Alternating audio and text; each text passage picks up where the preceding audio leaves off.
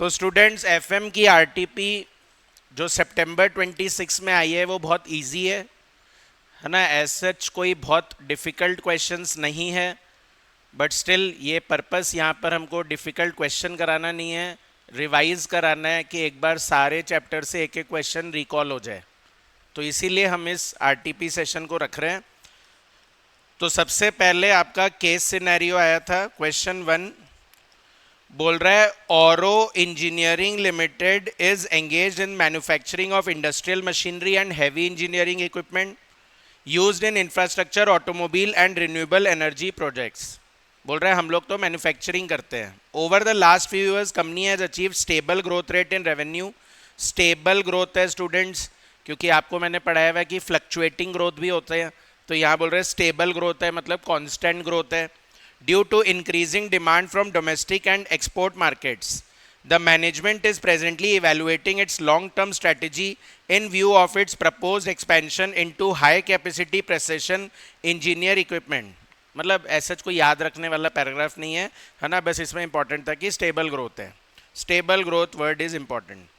The general manager of finance CA Janisha K informed that board of directors that the company has been maintaining a balanced capital structure। बोल रहे हैं अभी हम लोग balance structure रखते हैं। Balance का मतलब हमने क्या समझा हुआ है कि डेट भी रखते हैं, इक्विटी भी रखते हैं, प्रेफरेंस भी रखते हैं, सब कुछ रखते हैं हम लोग।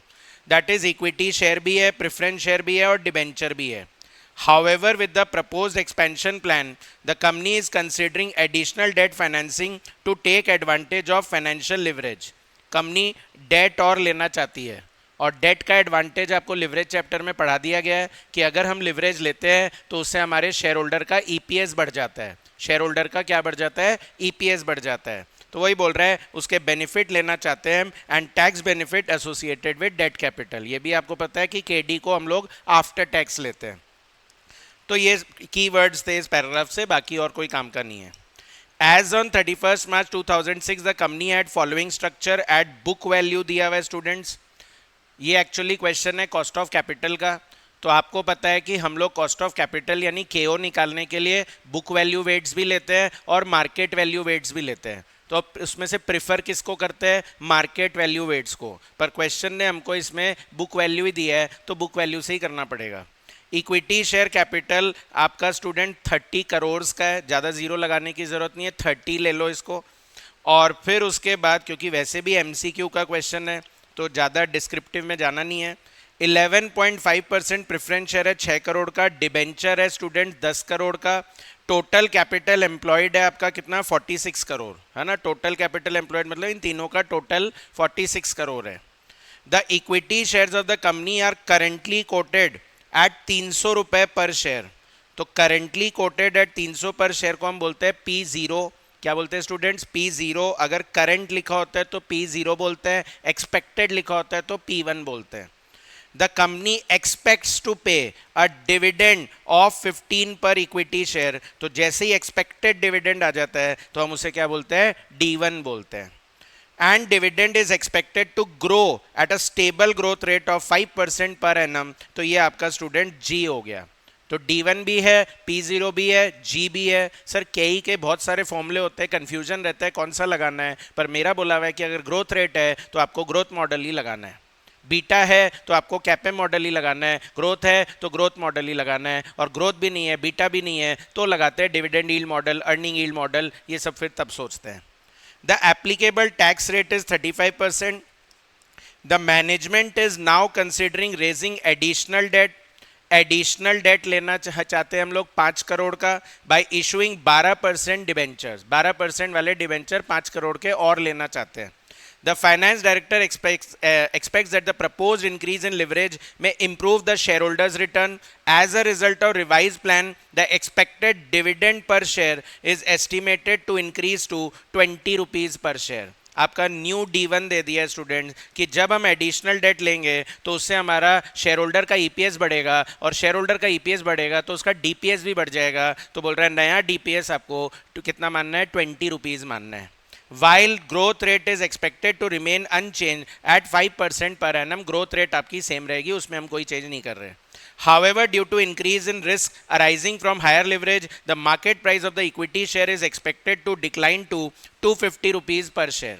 आपके नए शेयर की प्राइस दे दी है, मतलब ये डेट लेने से आपका P0 चेंज हो जाएगा और वो कितना हो जाएगा 250 रुपीज हो जाएगा. तो वो ओल्ड P0 था कितना 300 रुपए, ओल्ड P0 था आपका 300 रुपए, ये ओल्ड हो गया स्टूडेंट. ओल्ड का मतलब ये नहीं बोल रहा हूँ कि मैं ओल्ड शेयर न्यू शेयर, मतलब पहले से दिया हुआ था P0 वो 300 था और बाद में फिर 250 हो जाएगा. शेयर इशू कर ही नहीं रहे तो ओल्ड इशू और न्यू इशू का तो पॉइंट ही नहीं है. The board of directors has requested the team to evaluate the impact of proposing decision on the company's overall cost of capital. Company को KO जानना है.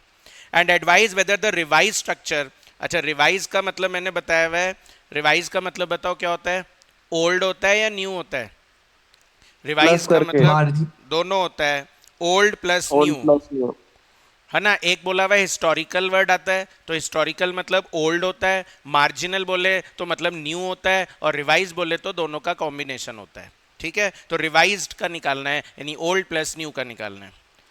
अच्छा, एमसीक्यू में स्टूडेंट्स आप लोग को जैसे ही रहता है कि सर एमसीक्यू क्वेश्चन सॉल्व करने की कोई स्ट्रैटेजी होती है क्या.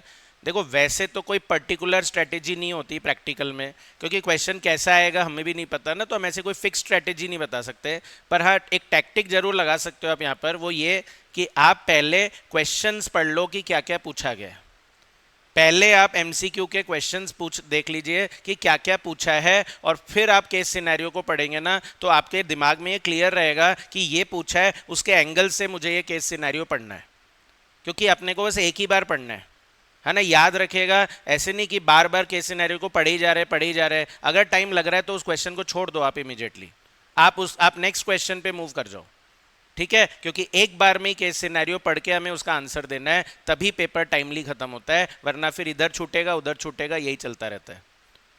तो एक बार में जो क्वेश्चन नहीं समझ में आए उसको हमें इमीडिएटली एक बार के लिए ड्रॉप कर देना चाहिए. तो सबसे पहले what will be the cost of equity under the existing capital structure. तो एग्जिस्टिंग कैपिटल स्ट्रक्चर में मतलब अभी केई कितना आ रहा था आपका, तो केई कितना आ रहा था, तो KE is equals to D1 upon P0 plus G हो जाएगा. तो बताना जरा आपका D1 कितना था पहले. D1 आपका स्टूडेंट्स कितना था 15 रुपए, 15 रुपीज, और P0 कितना था 300, और ग्रोथ इसमें है 5%. तो आपकी केई मेरे हिसाब से 10% आ जाएगी. केई आपका 10% है. फिर सेकंड बोला what will be the existing weighted average cost of capital of the company, यानी केओ पूछ रहा है. तो केओ पूछने के लिए तो केडी और केपी भी चाहिए. तो हमने पूरा क्वेश्चन पढ़ा तो केपी के बारे में कुछ बोला नहीं इन्होंने, और केपी के बारे में कुछ बोला नहीं तो जो नाम के आगे रेट होता है उसी को हम लोग केपी मान लेते हैं. और सिमिलरली स्टूडेंट केडी के लिए उन्होंने कुछ नहीं बोला, तो फिर उसके केस में नाम के आगे जो रेट है वही केडी बन जाता है. केडी आपका 10% है, पर याद रखिएगा ये बिफोर टैक्स होता है, तो हमें इसे आफ्टर टैक्स बनाना होता है. KD after tax is equals to 10 into 1 minus 0.3, that is कितना हो जाएगा 6.5% का आपका KD आफ्टर टैक्स आ जाएगा. तो KP भी आ गया, KD भी आ गया, और फर्स्ट पॉइंट में हमने KE निकाल लिया. तो अब हमको KO निकालना है, तो जबरदस्ती का टेबल वेबल बनाने में टाइम मत वेस्ट करना MCQ क्वेश्चन में. तो हमने पता लगा लिया कि इक्विटी 30 है, और हमने पता लगा लिया कि प्रेफरेंस शेयर 6 करोड़ है, और हमने पता लगा लिया कि डिबेंचर 10 करोड़ है. डिस्क्रिप्टिव में तो जैसे कॉपी में कराए एकदम वैसे करके आना है, पर अगर MCQ आ रहा है तो शॉर्ट तो थोड़ा करेंगे ही ना, सोल्यूशन दिखाना थोड़ी है हमें. ठीक है, तो फिर उस केस में कॉस्ट इक्विटी की कितनी हो जाएगी 10%, और प्रेफरेंस की कितनी हो जाएगी आपकी 11.5%, और डिबेंचर की हो जाएगी आपकी 6.5%. आपको पता ही है कि हम लोग को इसे मल्टीप्लाई करना होता है, जल्दी से करना. एक बार 30 का 10% 3 आ रहा है, 6 का 11.5% करो, 6 का 11.5%, तो इट इज 0.69, और 10 का 6.5% इज 0.65. तो टोटल करें तो कितना आ रहा है ये 3 प्लस 0.69 प्लस 0.65, तो क्या 4.34 आ रहा है आपका, और टोटल इनका 46 दिया हुआ है. तो आपका KO आ जाएगा 4.34 डिवाइडेड बाय 46 इंटू 100. तो डिवाइड बाय 46 इंटू 100 करें तो कितना आता है 9.43%. तो 9.43% ऑप्शन ए तो नहीं है, पर ऑप्शन बी जरूर है। तो ऑप्शन बी हो गया स्टूडेंट्स 9.43%। ठीक है, फिर पूछ रहा है what will be the revised KE after raising the additional debt. Revised KE बताइए डेट लेने के बाद। तो डेट लेने के बाद उन्होंने D1 चेंज कर दिया था, दैट इज कितना कर दिया था 20, और P0 कितना बोला 250, और ग्रोथ सेम रखने बोला 5%। तो अगर इसको सॉल्व करें तो कितना आता है 13% आ रहा है क्या? तो ये आपका सी आंसर हो गया, न्यू केई आफ्टर द डेट इज 13%। फिर what will be the after tax cost of the newly issued debentures. तो न्यूली इशूड डिबेंचर्स की कॉस्ट कितनी आ रही है?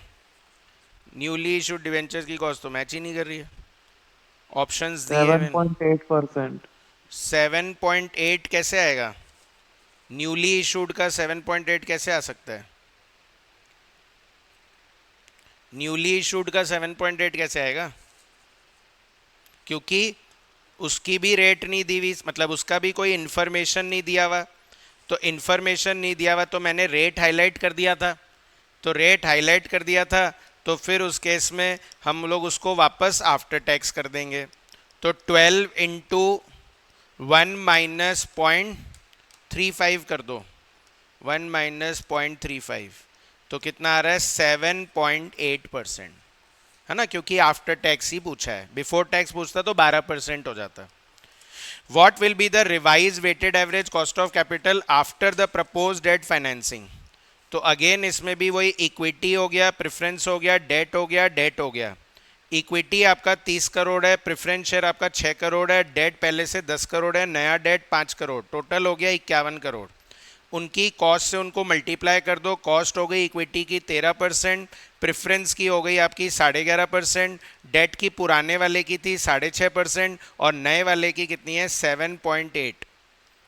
तो 7.8, तो 30 का 13% इज 3.9, और ये आपका हमने निकाला ही था 6 का 11.5% कितना आता है 0.69, 0.69। 0.65, और 5 का 7.8% इज 0.39। तो 3.9 प्लस 0.69 प्लस 0.65 प्लस 0.39, 5.63। तो आपका KO आ जाएगा 5.63 डिवाइड बाय 51 इंटू 100, 11.04 आ रहा है। तो ये आपका C हो गया। और एग्जाम में थोड़ा बहुत अगर डेविएशन आए ना तो भी उसके इसमें नियरेस्ट आंसर पे टिक करना ही पड़ेगा। मान लो फॉर एग्जांपल आपका 10.99 आ जाए तो ठीक है, 11.04 ही उसके नियरेस्ट है, उसी को टिक करना पड़ेगा। तो ये स्टूडेंट्स एक्चुअली कुछ नया नहीं था, ये नया क्वेश्चन नहीं था, ये हम लोग अगर आप बुक से मैच करोगे तो अपन ने क्वेश्चन मतलब 44 कर रखा है बुक में, पेज 24 पे मिल जाएगा आपको। फिगर चेंज है, बाकी सेम इसी तरह का क्वेश्चन था, इसीलिए आपसे इजीली अभी हो गया क्योंकि हम 44 में ऑलरेडी कर चुके हैं।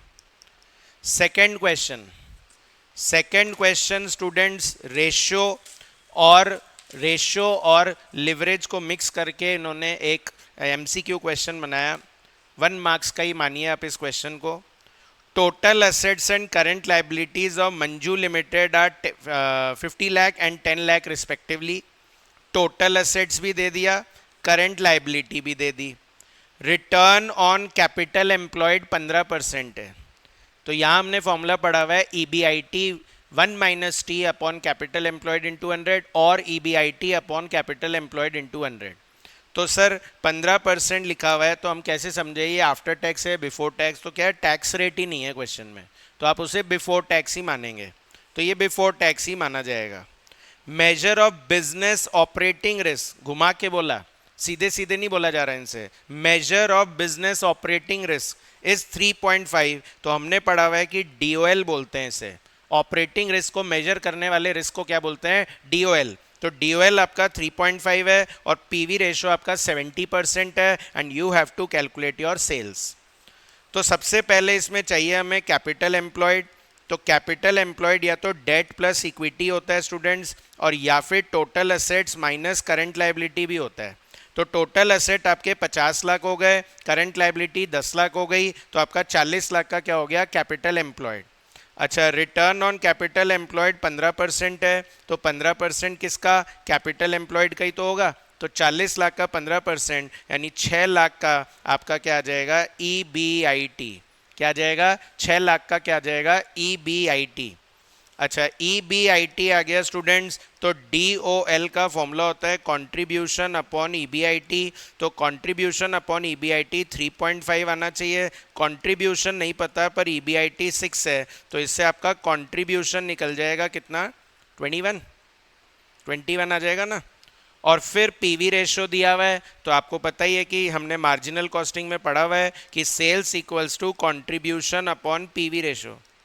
मार्जिनल कॉस्टिंग का नाम क्यों लिया, क्योंकि लिवरेज चैप्टर में मार्जिनल कॉस्टिंग काम में आता है, बीईपी और इसके अलावा जो हमने पीवी रेशो निकाले हैं, तो डिजायर्ड सेल्स है, ये सब यहाँ पर पूछा जा सकता है।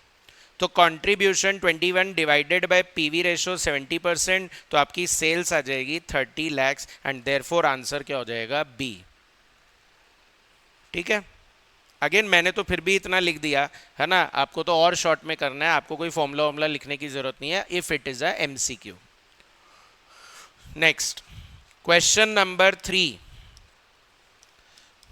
तो अगर आपको ऐसा लग रहा है कि सर हमको तो MCQ सॉल्व करते टाइम थोड़ा सा पैनिक होता है, तो पैनिक होता है तो फिर आपको MCQ जो है ना वो लास्ट में ही कर लेना चाहिए, फिर आप पहले मत करिए MCQ, क्योंकि अगर आप अभी पैनिक हो जाएंगे स्टार्टिंग में ही तो फिर आपका डिस्क्रिप्टिव पार्ट भी बिगड़ जाएगा। तो अगर लगता है कि MCQ में पैनिक होता है तो पहले डिस्क्रिप्टिव फॉलो करो। क्वेश्चन नंबर 3 है, एमटीज opening stock was 320 and closing was 480, sales during the year was 18 lakh, GP ratio 30% है, एवरेज अकाउंट्स पेबल 1,20,000 है, आपको क्रेडिटर्स टर्नओवर रेशो निकालना है। तो ऐसे कुछ मैंने भी MTP 2 में दिया था आपको।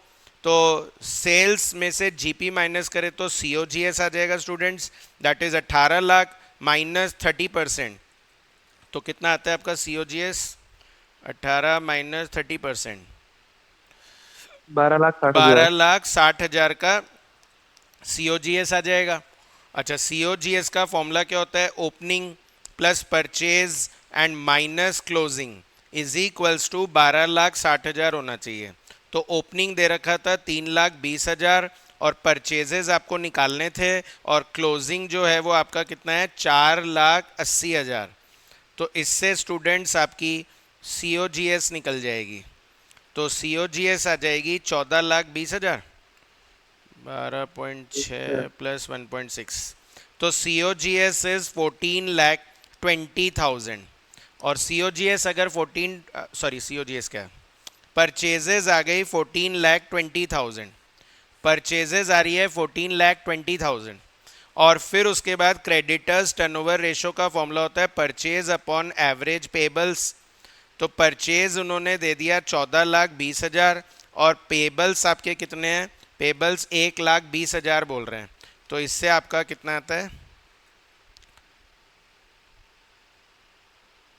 13.75, नहीं 11.83, तो ए हो जाएगा 11.83। केयरलेसनेस बिल्कुल मत करो। चलो question number 4। Question number 4 again students ये आपको बुक में मिल जाएगा, है ना, ये आपका क्वेश्चन 26 है, सेम ही दे दिया एकदम ही, सेम क्वेश्चन 26 पेज 14 पे मिल जाएगा बुक में, बट स्टिल मैं आपको करा ही दे रहा हूँ, अभी अपन रिवीजन कर रहे हैं तो मैं करा रहा हूँ आपको। फॉलोइंग इन्फॉर्मेशन ऑफ ASD, हाँ इसमें अच्छी बात यह है कि जब मैंने आपके बुक में दे रखा है तो उसमें मैंने फॉर्मेट नहीं दे रखा, पर जो RTP में क्वेश्चन है उसमें उन्होंने फॉर्मेट ही दे दिया कि हमें ये फिल चाहिए। ठीक है, तो बोल रहा है कि नेट प्रॉफिट जो है वो 8% ऑफ सेल है, raw material consume 20% of COGS है। तो यहाँ एक और चेंज है, जो हमारे बुक में लिखा हुआ है उसमें वर्क्स कॉस्ट लिखा हुआ है, तो वर्क्स कॉस्ट को मैंने COGS ही बोला हुआ है, वहाँ भी वर्क्स कॉस्ट COGS को ही बोलेंगे as per financial approach. Financial accounting में वर्क्स कॉस्ट मतलब COGS ही होता है, तो इस वजह से ये जो है हम लोग का वर्क्स कॉस्ट को इन्होंने डायरेक्ट COGS बोल दिया। Stock of raw material usage 3 months बोल रहा है, तो रॉ मटेरियल होल्डिंग पीरियड हो गया। GP student 15% of sales, GP आ गया 15% of sale. Debt collection period है, करंट रेशो है, fixed asset to current asset है, फिक्स्ड असेट टू सेल है, long term loan to current liability है, और कैपिटल टू रिजर्व दे रखा है। पी एंड एल बनाना है और बैलेंस शीट बनाना है इन द फॉलोइंग फॉर्मेट। और इस फॉर्मेट में सब कुछ गायब है, बस फिक्स्ड असेट जरूर दे रखे हैं। 1,30,00,000 के फिक्स्ड असेट है। तो फिक्स्ड असेट दिया हुआ है, तो सबसे पहले रेशो जो यहाँ पर लग सकता है वो है आपका fixed asset to sales. Fixed asset to sales को यूज़ किया जा सकता है। तो सबसे पहले फिक्स्ड असेट अपॉन सेल कर लूँ तो ये हो जाएगा 1/3। तो फिक्स्ड असेट स्टूडेंट्स लैक्स में कर रहा हूँ मैं, पूरे ज़ीरो नहीं लगा रहा हूँ। तो 130 लाख दिया हुआ है, divided by sales equal to 1/3। तो जल्दी से बताओ सेल्स कितनी आ जाएगी? 390। सेल कितनी आ जाएगी आपकी? 390। सेल कितनी आ जाएगी? 390 आ जाएगी ना इस रेशियो से। तो फिक्स्ड असेट टू सेल से सेल आ गई कितनी? 390। तो मैं अपने ट्रेडिंग में सेल लिख सकता हूँ 390। ठीक है। अच्छा, फिर उसके बाद उन्होंने हमको जीपी रेशो दे रखा है 15% ऑन सेल। तो जीपी रेशो जो है वो जीपी अपॉन सेल होता है, इक्वल्स टू 15%। तो जीपी जो है वो आपको नहीं दिया हुआ है, पर सेल पता है आपको 390 इक्वल्स टू 15%। तो बताना आपका जीपी कितना आएगा? 58.5। 8.5। जीपी आ गया 58.5। तो अपने ट्रेडिंग पी एंड एल में स्टूडेंट जीपी लिख दोगे, है ना, कितना? 58.5। और यही जीपी ब्रॉट डाउन हो जाएगा 58.5। इसके अलावा फिर उन्होंने हमें नेट प्रॉफिट रेशो दे रखा है, कितना परसेंट है? 8% of sale. Net profit ratio कितना है? 8% ऑफ सेल। तो अगर मैं इसमें नेट प्रॉफिट रेशो डाल दूं, that is net profit upon sale is equals to 8%। तो नेट प्रॉफिट जो है वो ठीक है, सेल 390 है, इज इक्वल्स टू 8%। तो ये नेट प्रॉफिट आ जाएगा आपका कितना? 31.2। 31.2। 31.2 का आपका क्या आ गया? नेट प्रॉफिट आ गया। तो 31.2 का अगर नेट प्रॉफिट हो गया तो बैलेंसिंग फिगर आपका सेलिंग एक्सपेंसेस आ जाएगा, कितना आएगा? ये आएगा 27.3। ये क्लियर है यहाँ तक? अच्छा, इसके अलावा फिर उन्होंने हमको और क्या रेशो दिए हुए हैं? तो जैसे अब क्या है कि आप लोग भी एग्जाम में जैसे टिक कर लो कि हाँ ये रेशो हो गए। वैसे तो मैंने आपको सीरियल ऑर्डर में ही लिखना सिखाया है, ठीक है, बट स्टिल अगर इधर उधर हो गए हो तो टिक जरूर कर लिया करो। तो अब जैसे रॉ मटेरियल कंज्यूम बोल रहा है 20% ऑफ COGS। तो रॉ मटेरियल कंज्यूम जो है वो 20% ऑफ COGS है। तो COGS आ जाएगा पहले अपना, that is sales minus GP. तो सेल्स आपकी 390 है और जीपी आपका 58.5 है। तो बताओ COGS कितना आता है? 331.5। 331.5। 331.5 आ गया। तो रॉ मटेरियल कंज्यूम जो है वो इस 331.5 का ही तो कितना परसेंट बोला है? कितना परसेंट बोला है? 20%। तो 20% करे तो कितना आता है? 66.3। 66.3। तो मेरे ट्रेडिंग पी एंड एल में अगेन रॉ मटेरियल कंज्यूम्ड आ गया 66.3। इसके अलावा फिर उन्होंने वेजेस के लिए भी बोला है। तो वेजेस के लिए क्या बोला है सर? वेजेस के लिए बोल रहे हैं कि 10% कर दो। तो वेजेस भी निकल जाएगा आपका। तो wages equals to 10% of COGS। तो 331.5 का 10% कितना आएगा? 33.15। 33.15। तो आपके ट्रेडिंग पी एंड एल में आपकी वेजेस आ जाएगी कितनी? 33.15। 33.15। तो बैलेंसिंग फिगर आपका ओवरहेड आ जाएगा, वर्क्स ओवरहेड यानी प्रोडक्शन ओवरहेड। तो प्रोडक्शन ओवरहेड आ जाएगा, बैलेंसिंग फिगर कितना? 232.05। तो अपना परफेक्टली एक ट्रेडिंग पी एंड एल तो बन गया। वैसे ये क्वेश्चन रॉन्ग है ना, उसका रीज़न ये है कि यहाँ पर बाय क्लोजिंग स्टॉक भी आना चाहिए, पर ठीक है, हम ये मानेंगे कि वर्क्स ओवरहेड में वो एडजस्ट हो गया क्योंकि वैसे भी बैलेंसिंग फिगर ही निकाल रहे हैं। क्वेश्चन रॉन्ग है ये, क्लोजिंग स्टॉक आना चाहिए क्रेडिट साइड में। पर क्या है कि ओपनिंग भी नहीं लिखा, तो आप बोलोगे सर हम मान रहे हैं कि ओपनिंग क्लोजिंग सेम है, तो वो भी ठीक है फिर उस हिसाब से, क्योंकि पढ़ा है ना वर्किंग कैपिटल में कि ओपनिंग क्लोजिंग सेम भी हो सकता है, ओपनिंग क्लोजिंग अलग भी हो सकता है। तो ओपनिंग भी नहीं है, क्लोजिंग भी नहीं है, तो you can assume it to be same. अच्छा, नेक्स्ट उसके बाद उन्होंने बोला है कि हमारा stock of finish good 6% of COGS होता है। तो ट्रेडिंग में तो नहीं लिखना पर बैलेंस शीट में तो लिखना है। तो COGS का क्या करेंगे, COGS का क्या करेंगे, 6% है ना। तो COGS का 6% कर दीजिए तो फिनिश गुड स्टॉक आ जाएगा। तो 331.5 का 6% कर दीजिए तो फिनिश गुड स्टॉक कितना आएगा, 19.89। 19.89। फिनिश गुड स्टॉक आ गया students 19.89। Very good, finish good stock आ गया 19.89। तो अगेन मैं इसको बैलेंस शीट में अपडेट कर दूंगा। आपको तो पता ही है कि मैंने सिखाया है कि अपडेट करते रहना है बैलेंस शीट को। 19.89 आ जाएगा ये। इसके अलावा रॉ मटेरियल के लिए भी बोल रहे थे। क्या बोल रहे थे रॉ मटेरियल के लिए, कि रॉ मटेरियल का होल्डिंग पीरियड 3 मंथ्स यूसेज है। तो रॉ मटेरियल होल्डिंग पीरियड पढ़ाया मैंने आप लोग को। तो raw material holding period is equals to 12 upon raw material turnover ratio. ये सिर्फ FM में ही नहीं पढ़ा है, ये कॉस्टिंग में भी पढ़ा है, मटेरियल चैप्टर में भी सिखाया है ये। तो अगर रेशो में नहीं पढ़ा हुआ तो भी मटेरियल चैप्टर में तो पढ़ाया ही है। तो ये आपका 3 मंथ्स है, equals to 12 upon raw material turnover ratio. तो इससे आपका रॉ मटेरियल टर्नओवर रेशो कितना आ जाएगा, टर्नओवर रेशो आ गया 4। और रॉ मटेरियल टर्नओवर रेशो का फॉर्मूला होता था raw material consume divided by average raw material stock. तो raw material consume divide by average raw material stock 4 है। तो रॉ मटेरियल कंज्यूम्ड कितना है आपका, यह आया था 66.3 और डिवाइडेड बाय 4 कर दे तो आपका रॉ मटेरियल स्टॉक आ जाएगा, एवरेज आ जाएगा। तो अज्यूम कर रहे हैं कि ओपनिंग भी वही है, क्लोजिंग भी वही है। 575। तो क्लोजिंग हो जाएगा कितना, कितना बोल रहे हो, 16.575। 16.575 का आपका रॉ मटेरियल स्टॉक आ जाएगा। 16.575 का रॉ मटेरियल स्टॉक आ जाएगा। तो बैलेंस शीट में अगेन रॉ मटेरियल स्टॉक आ गया कितना आपका 16.575। स्टूडेंट्स इसके अलावा डेटर्स कलेक्शन पीरियड भी दिया हुआ है। तो डेटर्स कलेक्शन पीरियड दिया हुआ है तो हम वो भी यूज़ कर सकते हैं। तो डेटर्स कलेक्शन पीरियड कितना बोला इन्होंने, डेटर्स कलेक्शन पीरियड इन्होंने बोला है आपका 2 मंथ्स। तो 2 मंथ्स है तो 12 upon debtors turnover ratio equals to 2। तो आपका डेटर्स टर्नओवर रेशो कितना आ जाएगा, 6 टाइम्स आ जाएगा, क्या 6 आ जाएगा। और फिर इससे net credit sales upon average debtor equal to 6 होगा। तो नेट क्रेडिट सेल कितना, सेल आ गई थी 390। तो 390 डिवाइडेड बाय लिखा हुआ है all sales are on credit.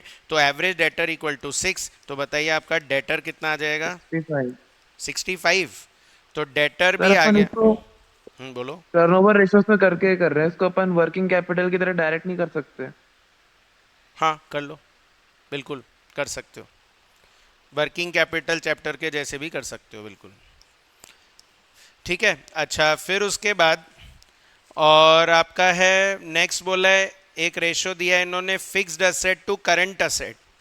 तो fixed asset to current asset बोल रहा है 13:11। तो मेरे पास फिक्स्ड असेट था 130, करंट असेट इक्वल्स टू 13/11। तो करंट असेट आएगा 130 इंटू 11/13। तो कितना आ रहा है, 110 आ रहा है क्या। तो आपके करंट असेट का टोटल 110 है। तो ये करंट असेट का टोटल 110 आना चाहिए। तो बैलेंसिंग फिगर आपका कैश आ जाएगा, कितना आएगा, 8.535। और ये टोटल हो गया 240 और ये भी टोटल हो गया 240। यहाँ तक क्लियर है। फिर उन्होंने हमको एक रेशो दिया है, क्या उन्होंने दिया है करंट रेशो। तो current ratio is equals to 2/1, that is current asset upon current liability is 2। तो करंट असेट तो नहीं है पर सॉरी करंट असेट ही है। तो करंट असेट 110, करंट लाइबिलिटी नहीं है 2/1। तो करंट लाइबिलिटी कितनी आ जाएगी, 55। तो करंट लाइबिलिटी बैलेंस शीट में आ गई आपकी 55 की करंट लाइबिलिटी आ गई। फिर उन्होंने एक रेशो दिया है long term loan to current liability. तो long term loan upon current liability is equals to 2/1। तो लॉन्ग टर्म लोन तो नहीं पता पर करंट लाइबिलिटी 55 है, इक्वल्स टू 2। तो लॉन्ग टर्म लोन जो है वो कितना होगा, 110। तो लॉन्ग टर्म लोन भी आ गया आपका 110। तो बैलेंसिंग फिगर आपकी इक्विटी आ जाएगी। तो बैलेंसिंग फिगर इक्विटी निकालिए, कितना आएगा, इक्विटी 240 माइनस 165 तो 75 आ रहा है, 75। और उसके लिए भी स्टूडेंट सेग्रीगेशन के लिए एक रेशो दिया है। क्या रेशो दिया है? Capital to reserves and surplus 1:4। Capital 1 है, रिजर्व 4 है, तो यानी टोटल इक्विटी 5 है। तो टोटल इक्विटी 5 है, तो मैं क्या कर सकता हूँ, मैं अपने इक्विटी 75 को कैपिटल और रिजर्व में बांट सकता हूँ। तो कैपिटल हो जाएगा 75 डिवाइड बाय 5 इंटू 1, तो ये आ जाएगा आपका 15, और रिजर्व्स एंड सरप्लस आएगा 75 अपॉन 5 इंटू 4, दैट इज कितना, 60। तो इससे आपकी बैलेंस शीट कंप्लीट हो गई students. Trading P and L पहले ही कंप्लीट हो गया था, और बैलेंस शीट में ये 15 और 60 आएगा, तो ये मैच हो जाएगा। और स्पीड शुरू से ही मेंटेन करनी होती है पेपर में। ऐसे नहीं कि मेरे को कोई क्वेश्चन आ रहा है तो मैं उसे धीरे धीरे सजा सजा के लिखूँ। सजाने के मार्क्स नहीं है, लिखने के मार्क्स है। पूरा पेपर सॉल्व होना चाहिए अपना, ये बहुत इंपॉर्टेंट है। नेक्स्ट है स्टूडेंट्स लिवरेज चैप्टर का। अगेन एक डिस्क्रिप्टिव क्वेश्चन दिया इन्होंने, तो पहला पैराग्राफ मैं स्किप कर रहा हूँ क्योंकि कोई काम का नहीं है। The following information has been extracted, यहाँ से पढ़ेंगे। तो फॉलोइंग इन्फॉर्मेशन में बोल रहा है capital structure, equity share capital. अच्छा, इसमें आंसर रॉन्ग भी दिया हुआ है, इसमें इन्होंने डीएफएल गलत निकाल रखा है। तो इक्विटी शेयर कैपिटल 8 लाख है, प्रेफरेंस शेयर कैपिटल 5 लाख है, डिबेंचर 7 लाख है, और कैपिटल एम्प्लॉयड इस तरह से टोटल हो गया आपका 20 lakh. The company reported a PAT, PAT बोलो ईएटी बोलो, अपने लिए एक ही चीज़ होती है, 2,80,000 during the year. Tax rate is 30%, तो क्या पीएटी से पीबीटी बना सकते हैं हम लोग, है ना, 1 - t से डिवाइड कर देंगे। Total operating expense including depreciation of 96,800 are equal to 1.5 times the EBIT. Operating expenses मतलब वेरिएबल प्लस फिक्स्ड, तो वेरिएबल प्लस फिक्स कॉस्ट मिला के जो भी अपना आएगा वो 1.5 टाइम्स ऑफ ईबीआईटी है। ईबीआईटी का 1.5 गुना कर देना आपका ऑपरेटिंग कॉस्ट, यानी वेरिएबल प्लस फिक्स्ड आ जाएगा। और उसमें डेप्रीसिएशन फिक्स्ड है आपका, तो जो आपका टोटल आएगा उसमें से डेप्रीसिएशन हटा देंगे तो बचा हुआ पार्ट आपका वेरिएबल कॉस्ट बन जाएगा। ये इंपॉर्टेंट पॉइंट है इसका, बाकी तो नॉर्मल क्वेश्चन है। Equity shareholders were paid a dividend at the rate of 15% and the market price per equity share is 23 rupees। तो बोल तो लिवरेज का क्वेश्चन रहे, पर पूछा इन्होंने रेशो भी है साथ में।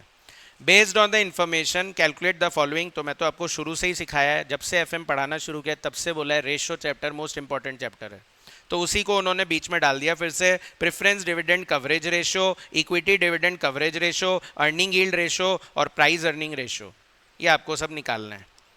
तो यहाँ पे हमारा पहला टारगेट है कि हम लोग अपना स्टेटमेंट बना लें।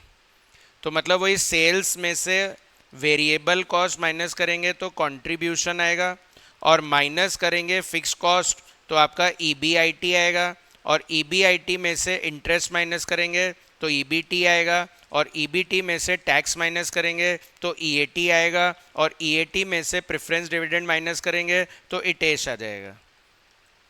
ठीक है, तो क्वेश्चन ने हमको ईएटी दे दिया था 2,80,000 का, क्वेश्चन ने हमें क्या दे दिया है स्टूडेंट्स, ईएटी दे दिया है। 2,80,000 का क्वेश्चन ने हमें क्या दे दिया है, ईएटी दे दिया है। तो बताओ ईएटी दे दिया है और टैक्स रेट 30% है, तो क्या हम लोग बिफोर टैक्स निकाल सकते हैं? जल्दी से बताओ कितना आएगा, 4 लाख आएगा क्या?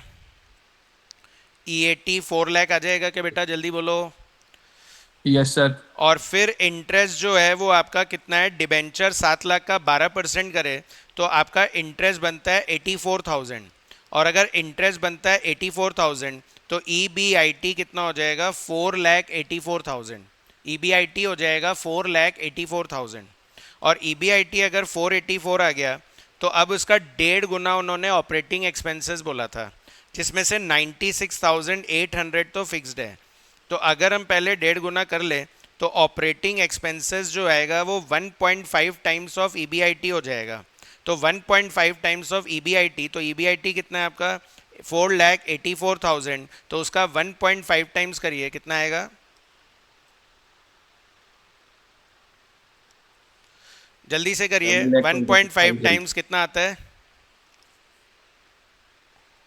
कितना बोले, 7,26,000, और इसमें से फिक्स्ड है आपका 96,800, तो वेरिएबल कितना हो गया, 629,200, तो वेरिएबल हो गया 629,200, तो वेरिएबल कॉस्ट हो गया 629,200, ठीक है, तो एक तो आपका कंट्रीब्यूशन आ जाएगा, कितना आएगा कंट्रीब्यूशन 484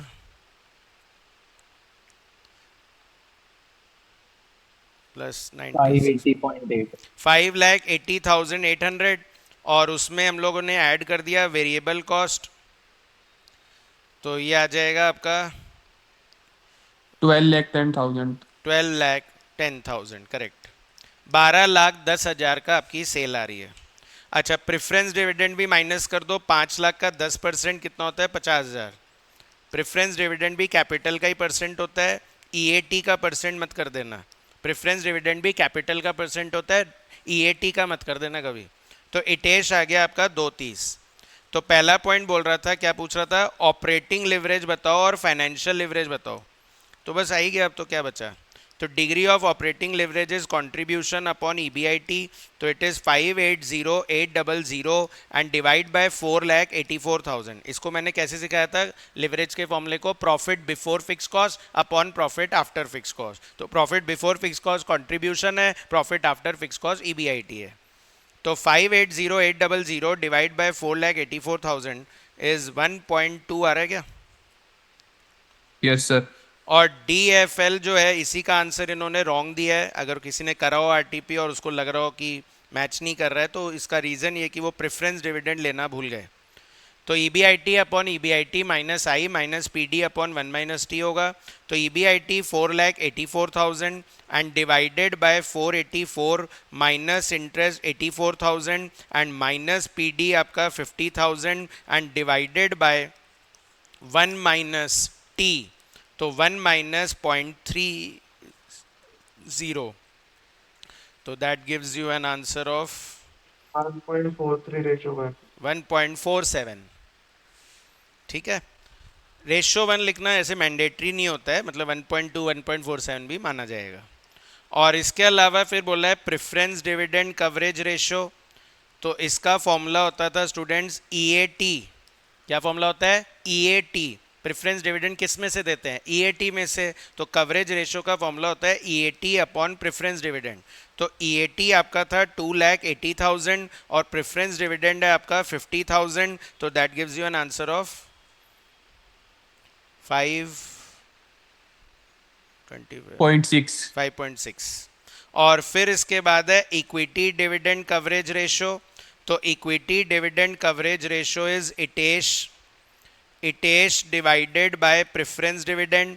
तो आपका इटेश कितना है 2,30,000, सॉरी इक्विटी डिविडेंड, तो 2,30,000 डिवाइडेड बाय इक्विटी डिविडेंड। तो इक्विटी डिविडेंड भी फोर्थ पॉइंट में बोला है कि 15% देंगे।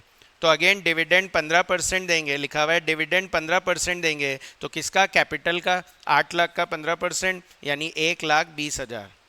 अगर डिविडेंड पे आउट रेशियो लिखा होता है तो हम अर्निंग का करते हैं, पर डिविडेंड लिखा होता है तो फिर वो कैपिटल का ही होता है।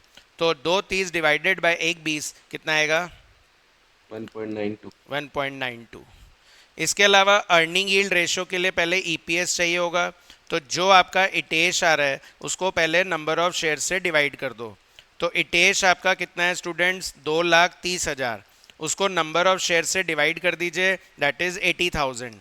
तो 230 डिवाइडेड बाय 80 करें तो कितना आता है 2.875 आ रहा है। और फिर अर्निंग यील्ड रेशियो बन जाएगा आपका, earning yield ratio is equals to EPS divided by MPS and into 100। तो EPS जो है वो आपका कितना आएगा 2.875 डिवाइडेड बाय MPS कितना 23 एंड इनटू 100 कितना आएगा 12.5%. 12.5%। और सर इसको फिर 0.125 लिख दे तो कहाँ पे 0.125 ये नहीं, इनटू 100 ही करना, अर्निंग यील्ड रेशियो इनटू 100 में ही आएगा। मतलब अब नहीं याद रहे तो देखो ठीक है, कर दिया एग्जामिनर के ऊपर है कि वो करेक्ट करेगा नहीं करेगा, पर अगर याद है तो करना है ना। याद नहीं है तो अलग बात है, पर अगर याद रहे तो ज़रूर करना है। तो P रेशियो मतलब फिर वहाँ एग्जामिनर के ऊपर डिपेंडेंट हो जाएंगे अपन कि वो सही करेगा नहीं करेगा, और कराएंगे तो सही है एकदम। MPS अपॉन EPS, तो 23 डिवाइडेड बाय 2.875, तो that gives you 8 times. Actually इसका उल्टा ही तो हो गया, पी रेशो इसका उल्टा ही तो होता है, ठीक है। तो ये स्टूडेंट्स आपका नाम तो लिवरेज दिया, 2 पॉइंट लिवरेज के, एक मतलब 1 पॉइंट लिवरेज का था, डीओएल डीएफएल, बाकी सब रेशो पूछ लिया। सिक्स्थ क्वेश्चन है आपका डिविडेंड डिसीजन का, एमएम मॉडल के ऊपर क्वेश्चन है ये, एमएम मॉडल का क्वेश्चन है ये थोड़ा इन्होंने नया सा फ्रेम किया, तो हाँ आप ये बोल सकते हो कि ये यूनिक क्वेश्चन है। The stocks of firm A and B are considered to be equally risky. याद हो तो एमएम मॉडल क्या बोलता था, डिविडेंड दो मत दो कोई फर्क नहीं पड़ता, पर उसमें एक अजम्पशन होता था कि टैक्स नहीं लगेगा। एमएम मॉडल की अगर अजम्पशन लर्न की हो तो उसमें लिखा हुआ है कि there should be no tax, पर इन्होंने इस क्वेश्चन में टैक्स डाल दिया है ना। नया पॉइंट क्या है कि एमएम मॉडल विद टैक्स बना दिया इसको, ठीक है। तो बोल रहा है investor expects the share of firm A which does not intend to pay any dividend, dividend नहीं देना चाहते, to be worth 100 rupees 1 year from now, मतलब P1 दे दिया ये आपको। Similarly investor expects a total pay off 100 rupees from the share of firm B after 1 year. Firm B से तो 100 मिलेंगे, और 100 कैसे मिलेंगे, बोल रहा है 10 रुपये तो डिविडेंड मिलेगा और 90 रुपीज शेयर की प्राइस होगी, तो मतलब इसको भी 100 ही मिलेगा और इसको भी 100 ही मिलेगा। यही हमने एमएम में पढ़ा था कि फ्यूचर में तो आपको 100 ही मिलना है, चाहे वो D1 प्लस P1 मिला के बोलो या सिर्फ P1 बोल लो, ठीक है। पर जो नया पॉइंट इन्होंने किया वो यही है जो अपने क्वेश्चंस में नहीं था। उसका रीज़न ये कि अजम्पशन बोलता है कि टैक्स नहीं होना चाहिए, पर इन्होंने टैक्स डाल दिया। बोले कि आप लोग इनकम टैक्स तो पढ़ ही चुके हो, तो इतना तो आपको पता ही है ना कि टैक्स लगेगा। तो डिविडेंड टैक्स लगेगा 25% और कैपिटल गेन टैक्स लगेगा 12%। तो डिविडेंड अगर मिलेगा तो उस पर देना पड़ेगा 25%, और अगर शेयर में कैपिटल गेन हुआ, कैपिटल गेन कैसे निकलेगा, capital gain P1 minus P0 के डिफरेंस से निकलेगा, कि P1 और P0 का जो डिफरेंस है उस पर आपको कैपिटल गेन टैक्स देना पड़ेगा 12%, ऐसा बोल दिया है ना। Assuming that each stock is expected to provide a post tax return of 18% and that the radical position holds determine the current market price of firm A and B. तो इसमें आपको टोटली अपना जनरल नॉलेज लगाना पड़ेगा, है ना, क्योंकि वैसे मॉडल में टैक्स है नहीं, पर बोल दिया है तो अपने को लेके सॉल्व तो करना ही पड़ेगा एग्जाम में आ जाए तो बहुत इजी सोल्यूशन है, मैं आपको समझा देता हूँ। क्या बोल रहा है कि डिविडेंड नॉट पेड मान लो, तो बताओ डिविडेंड अगर नॉट पेड है तो D1 तो 0 हो गया और P1 कितना हो गया आपका 100, और P0 कितना है यही क्वेश्चन पूछ रहा है, P0 कितना है यही क्वेश्चन पूछ रहा है, और KE आपका 18% है। नॉर्मली हमारा फॉर्मूला क्या होता है, P0 equal to D1 plus P1 upon 1 plus KE। तो मैं ये सारी वैल्यूज पुट कर दूंगा, मेरा P0 आ जाएगा। पर प्रॉब्लम ये है कि जो KE है ना, ये आफ्टर टैक्स दिया हुआ है, तो इसका मतलब ये आपको जो ये न्यूमरेटर है ये भी तो आफ्टर टैक्स ही लेना चाहिए, तो इसमें आपको टैक्स लगाना पड़ेगा। तो बताओ कैपिटल गेन निकालने के लिए P1 में से P0 माइनस करेंगे, दैट इज 100 में से P0 माइनस कर देंगे, P1 माइनस P0, P1 100 है, P0 आपकी आज की प्राइस है, तो ये आपका कैपिटल गेन हो गया, और कैपिटल गेन हो गया तो उस पर टैक्स लगेगा।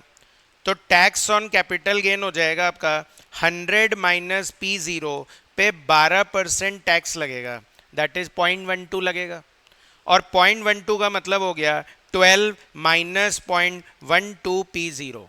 अच्छा वैसे नया नहीं है आपके लिए कि एफएम में कैपिटल गेन टैक्स आ गया या एफएम में डिविडेंड टैक्स आ गया, क्योंकि कॉस्ट ऑफ कैपिटल में हम लोगों ने डिविडेंड का टैक्स पढ़ा हुआ है और इन्वेस्टमेंट डिसीजन में हम लोगों ने कैपिटल गेन टैक्स पढ़ा हुआ है। तो जब वहाँ कैपिटल गेन टैक्स पढ़ा है, यहाँ डिविडेंड टैक्स पढ़ा हुआ है, तो उन दोनों को उठा के इधर मॉडल में डाल दिया। तो कैपिटल गेन ऐसे ही निकालेंगे 100 माइनस P0 और उस पर 12% टैक्स लगा दिया, तो 12 माइनस 0.12 P0 हो गया आपका टैक्स ऑन कैपिटल गेन। ये टैक्स ऑन कैपिटल गेन आप दोगे कहाँ से पे करोगे आप ये टैक्स? तो जो हम शेयर की प्राइस जो हमें मिल रही है 100 रुपीज़, उसमें से ही तो ये टैक्स भरेंगे, उसमें से ही तो स्टूडेंट्स हम लोग ये टैक्स देंगे। तो आपका P1 आफ्टर टैक्स हो जाएगा, दैट इज 100 माइनस 12, मतलब ये ऐसे है 12 और -0.12 P0। 100 रुपये जो मैं कमाऊंगा उसमें से ही तो टैक्स दूंगा। जैसे इन्वेस्टमेंट डिसीजन में क्या करते हैं कि मशीन बेचा, और मशीन बेचा तो कैपिटल गेन हो गया, तो कैपिटल गेन टैक्स उस मशीन के बेचने वाली वैल्यू में से ही तो देंगे। तो इसीलिए जो हम बेच रहे हैं 100 में बेच रहे हैं उसमें से ही तो कैपिटल गेन टैक्स देंगे। तो ये हो जाएगा आपका 88 और प्लस 0.12 P0।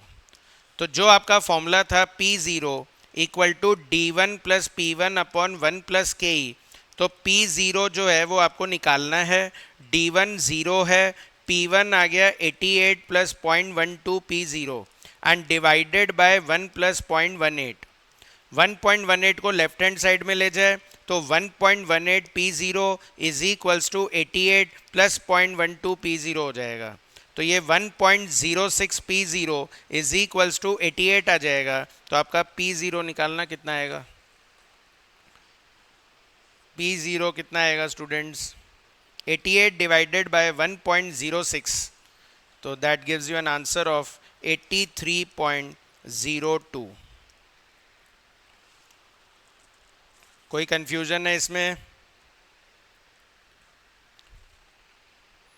तो आफ्टर टैक्स करे क्यों सर? टैक्स इग्नोर नहीं कर सकते क्या? तो नहीं कर सकते क्योंकि जो केई दिया हुआ है इन्होंने उसको उन्होंने बोला है आफ्टर टैक्स। आफ्टर टैक्स तो होता ही है वैसे केई, पर after tax of share holder बोल रहा है कि शेयर होल्डर डिविडेंड पे भी टैक्स देगा, शेयर होल्डर कैपिटल गेन पे भी टैक्स देगा, उसके बाद उसका 18% केई आना चाहिए। प्लीज यस और नो बोलिए, समझ में आया नहीं आया? Okay sir. सर ये जो आपने P1 आफ्टर टैक्स वाली इक्वेशन बनाई है ना, ये एक बार वापस बताइए ना। अच्छा छोड़ो, आप मान लो इनकम टैक्स पढ़ रहे हो आप, तो इनकम टैक्स पढ़ रहे हो तो आपके लैंड की कॉस्ट जो है ना वो 100 रुपये है और आपने उसे 150 रुपये में बेच दिया। 150 रुपये में बेच दिया तो आपका कैपिटल गेन कितना हुआ? 50 रुपये। तो कैपिटल गेन अगर 50 रुपये हो गया और गवर्नमेंट बोल रही है उस पर टैक्स लगाएंगे 12%, कितना लगेगा? 6 रुपये। 6 रुपये। 6 रुपये कहाँ से दोगे? जितना 150 रुपये कमाया उसमें से। बस एग्जैक्टली यही तो बोल रहा हूँ मैं भी। तो P1 आपकी लैंड की सेल वैल्यू हो गई 100 रुपीज़, P0 आपकी कॉस्ट हो गई लैंड की, तो डिफरेंस कैपिटल गेन हो गया, उस पर 12% टैक्स लगाऊंगा, तो वो 12% कहाँ से दूंगा? जितने का बेचा उसमें से ही तो दूंगा। सर ये तो समझ में आ गया, लेकिन ये जो आपने इसके सामने लिखा है ना P1 आफ्टर टैक्स, ये प्रेजेंट मतलब ये अब की वैल्यू कैसे हो गई, ये नहीं समझ में आया। अब की कहाँ हुई? 1 साल बाद की हुई ना। अब की तो निकाला ना मैंने P0। Okay sir, okay okay आ गया। फिर उसके बाद ऐसे ही स्टूडेंट्स आपको बी में करना था कि डिविडेंड पे करा, तो डिविडेंड पे करा तो D1 कितना हो गया आपका? 10 रुपये, P1 हो गया वही 100 रुपये, P0 आपका वही निकालना था, केई इसमें भी 18% बोल रहा है, कैपिटल गेन आपका वही 100 माइनस P0 हो जाएगा, टैक्स ऑन कैपिटल गेन वही आपका 12। हाँ P1 तो 90 होगा। हाँ P1 90 था इसमें, तो P1 90 हो जाएगा, तो ये आपका 90 माइनस P0 हो जाएगा, और 90 माइनस P0 हो जाएगा तो 90 माइनस P0 और इंटू 12% टैक्स लग जाएगा, तो ये हो गया 10.8 माइनस 0.12 P0। ठीक है। अच्छा आपकी बात डिविडेंड पे भी टैक्स देना था क्योंकि D1 पे भी टैक्स लगेगा, और कितना परसेंट बोला है इन्होंने? 25%, तो 7.5 रुपये आपका नेट D1 बचेगा। शेयर होल्डर टैक्स बोलते हैं इसको, हमने KR पढ़ा हुआ है ना, KR में बोलते हैं हम शेयर होल्डर को भी टैक्स देना पड़ता है, तो ये वही वाला शेयर होल्डर वाला डिविडेंड टैक्स है, तो 7.5 रुपये ही मिला शेयर होल्डर को।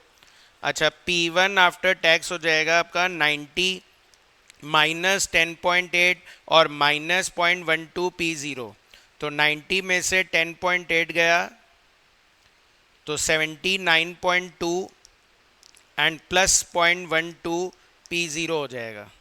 तो फिर अगेन फॉर्मूला लगाया P0 equal to D1 plus P1 upon 1 plus KE, तो D1 P0 हमें निकालना है, D1 आपका 7.5 लेंगे, P1 आपका 79.2 प्लस 0.12 P0 लेंगे, डिवाइड बाय 1 प्लस 0.18, तो 1.18 P0 इज इक्वल्स टू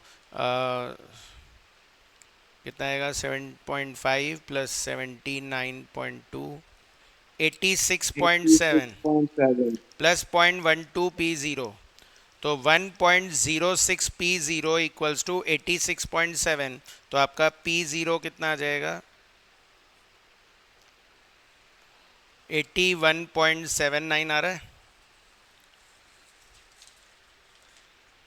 81.7 कि डिविडेंड ना दो।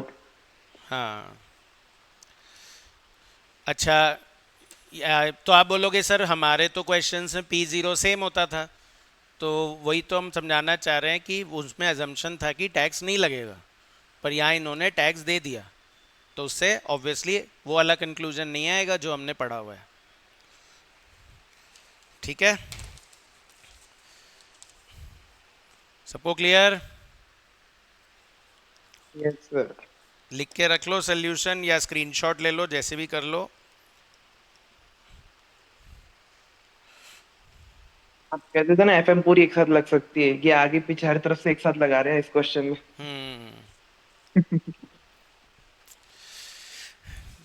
एफएम को थोड़ा हार्ड रखते ही हैं ये लोग क्योंकि फर्स्ट सेकंड ग्रुप में ऑलरेडी कॉस्टिंग थोड़ा सिंपल पड़ता है तो एफएम थोड़ी सी हार्ड करने के लिए कुछ अजीब अजीब पॉइंट डालते ही हैं।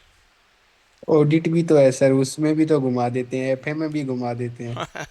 अब अब सीए तो पढ़ ही रहे हो ना, फिर सीए में कर लो, एक काम करो इजी इजी आ जाएगा पेपर, है ना। सीए करना है, अपनी वैल्यू बनानी है तो उसके लिए ये भी तो बताना पड़ेगा ना कि आप पेपर भी अच्छा आता है हमारा। 7th, क्यों सीए को इतनी इम्पोर्टेंस मिलती है जब वो इंडस्ट्री में जाता है? क्योंकि सब जानते हैं कि हाँ ये बहुत एक डिफ़िकल्ट एग्ज़ाम दे के आया हुआ है, तभी तो अपनी वैल्यू बनती है मार्केट में कि हाँ ये डिफ़िकल्ट चीज़ है, ये पढ़ के आया है तो यार ये ज़बरदस्त आदमी है इसको हर वेद का ज्ञान है। सीए में को कोई नहीं पूछता। आप ढूंढते हो क्या सीए में कौन है? कोई नहीं पूछता। सीएस कोई नहीं पूछता, पर सीए पूछते हैं कि सीए कहाँ मिलेगा। द मैनेजमेंट ऑफ, अच्छा next question student, capital budgeting का है। वैसे तो एकदम ही एग्जैक्टली सेम है, कोई फिगर में भी चेंज नहीं है। क्वेश्चन 14 है ना, बुक में मिल जाएगा पेज 101। कैपिटल बजटिंग का ये क्वेश्चन हमने किया हुआ है। The management of P is evaluating two mutually exclusive alternatives, namely machine 1 and machine 2. The company has a cost of capital of 12%, tax rate आपका 30% है। और फिर बोल रहा है relevant data are as follows, initial cost of machine 10 lakh और 15 लाख है, live 5 साल 6 साल है, income before depreciation and tax है। तो बिफोर डेप्रिसिएशन एंड टैक्स को हम बोलते हैं PBDT, 3,45,000 और 4,55,000। एडिशनल इंफॉर्मेशन में बोल रहा है SLM मेथड लगाना है, depreciation. Compute the following capital budgeting indicators for each machine, discounted payback period, NPV और IRR। Based on the results obtained recommend which machine should be selected providing appropriate justification. तो पहले DPP, NPV और IRR निकालना है। तो दोनों का तो नहीं करवा रहा अगेन मैं आपको मशीन 2 का करवा देता हूँ और मशीन 1 का आप लोग प्रैक्टिस कर लेना। तो डिस्काउंटेड पेबैक पीरियड निकालना है, NPV निकालना है, IRR निकालना है। तो उसके लिए पहले हमको CFAT चाहिए होगा। तो क्वेश्चन ने बोला 6 साल है और PBDT दे दिया हमें। तो PBDT कितना है 4,55,000 और उसमें से अगर डेप्रीसिएशन माइनस कर दे तो डेप्रीसिएशन करना माइनस, एक बार जल्दी से, SLM से 15 डिवाइडेड बाय 6 कितना होता है? 2.5 लाख का डेप्रीसिएशन आता है। 2.5 लाख आ रहा है ना डेप्रीसिएशन।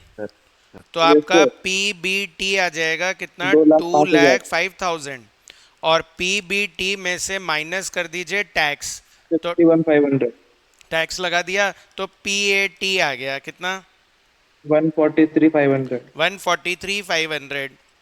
और फिर हम लोग ऐड कर देते हैं डेप्रीसिएशन, तो डेप्रीसिएशन 2,50,000 तो आपका CFAT आ जाएगा कितना?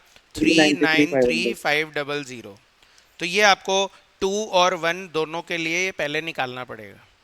और फिर उसके बाद अपना एक टेबल बनाओ जिसमें एनपीवी भी हो जाए, आईआरआर भी हो जाए, पेबैक भी हो जाए, सब हो जाए। अच्छी बात यह कि जैसे मैंने आपको बोला हुआ है पीवी फैक्टर गिवन होता है, आपके भी क्वेश्चन में पीवी फैक्टर दे रखे थे। तो आपको सबसे पहले अपना आउटफ्लो लिख लेना है, दैट इज आउटफ्लो आपका 15 लाख है। और फिर उसके बाद इनफ्लो लिखोगे तो ईयर 1 2 3 4 5 6, तो आपके सी फैट आ गए 393500। ये हर साल सेम ही रहेगा, हर साल सेम ही रहेगा। मल्टीप्लाई कर दो पीवी फैक्टर से, तो कॉस्ट ऑफ कैपिटल दी हुई है 12%, तो 12% से पीवी फैक्टर दे रखे हैं, तो वो आपके 0.893, 0.797, 0.712, 0.636 और 0.567 और 0.507 आ जाएगा। तो मल्टीप्लाई करेंगे तो प्रेजेंट वैल्यू निकल जाएगी, दैट इज 351396 और 313620, और फिर मल्टीप्लाई करोगे तो 280172, फिर मल्टीप्लाई करोगे तो 250266, फिर मल्टीप्लाई करोगे तो 223115, और फिर मल्टीप्लाई करोगे तो 199505 आ जाएगा। ठीक है, मल्टीप्लाई तो कर ही लेते हैं, इसलिए उसमें मैंने टाइम वेस्ट नहीं किया। टोटल प्रेजेंट वैल्यू निकाले तो it should be equals to 1618074, 1618074, तो आपका एनपीवी तो आ गया 1618074 माइनस 15 लाख, तो स्टूडेंट्स आपका एनपीवी आ गया 118704। अच्छा, इससे एक चीज कंफर्म हो गई कि हाँ सॉरी 118074, इससे एक चीज तो स्टूडेंट्स कंफर्म हो गई। क्या कंफर्म हो गई? क्या कंफर्म हो गई? एक चीज कि एनपीवी पॉजिटिव है तो आईआरआर कॉस्ट ऑफ कैपिटल से तो ज़्यादा ही है, तो आपका कॉस्ट ऑफ कैपिटल 12% है तो आईआरआर 12 से तो ज़्यादा ही है। ठीक है ना? अच्छा, एक बार अगर अब हम लोग यहाँ पर पेबैक, डिस्काउंटेड पेबैक के लिए इसको क्यूमुलेट कर दें तो क्यूमुलेटिव पीवी आ जाएगी आपकी, तो क्यूमुलेटिव पीवी हो जाएगी 351396 और फिर 665016। क्या करते थे, ये आया पहले वाला, फिर उसमें प्लस कर देते थे, और फिर प्लस कर दे तो कितना आएगा 945188, अभी भी नहीं आया पैसा। फिर 1195454, अभी भी नहीं आया। और फिर उसके बाद आ जाएगा 1418569, तो ये भी कम रह गया। और फिर ये तो लास्ट में 1618074 ही आएगा। तो अपना जो पेबैक है वो 5 और 6 के बीच में आएगा। तो discounted payback period is equals to lower year 5 हो गया, तो 5 ईयर पे अगर ये वैल्यू आ रही है और उसको 1 ईयर अगर बढ़ा दे तो ये वाली वैल्यू बन जाती है।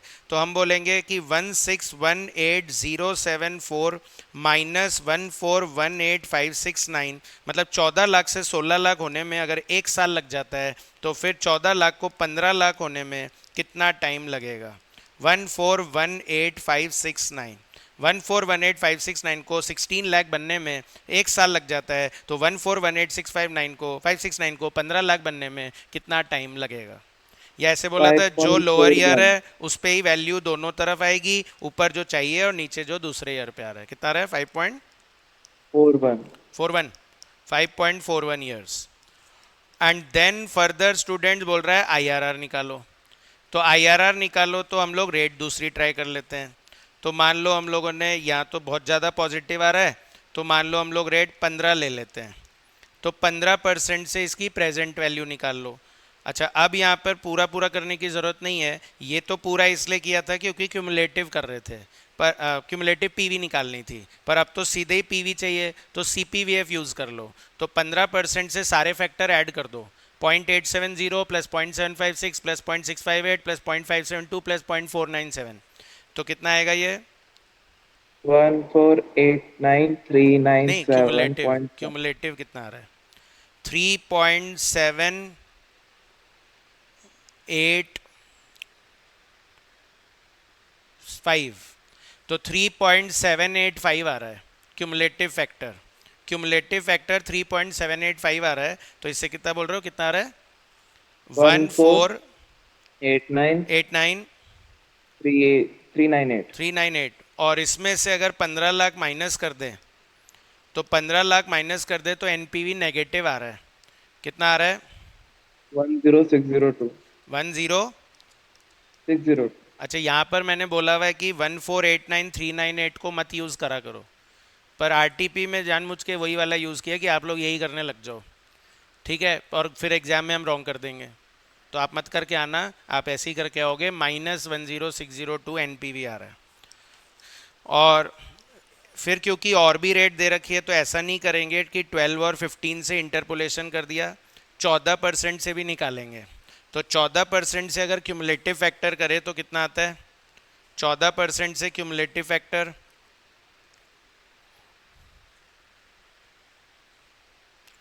यार है 7 9 16 21 23 32 38 3.888 आ रहा है क्या?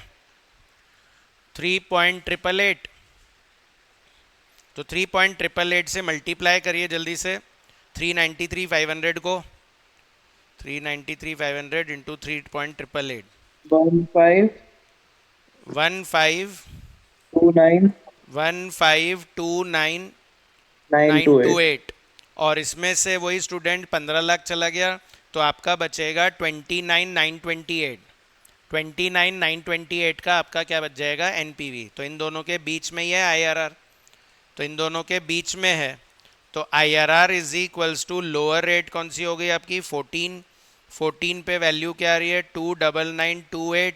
29928 ऊपर -0 नीचे +10602 और इनटू दोनों रेट का डिफरेंस। तो आपका आंसर कुछ 14.74 आ जाएगा। सर अब इन्होंने एंड आंसर में पता नहीं क्यों बोल रहे हैं कि दो जगह मशीन 1 अच्छी है और एक जगह मशीन 2 अच्छी है, तो मशीन 1 ही ले लो, जबकि आपने बताया एनपीवी से लेना होता है।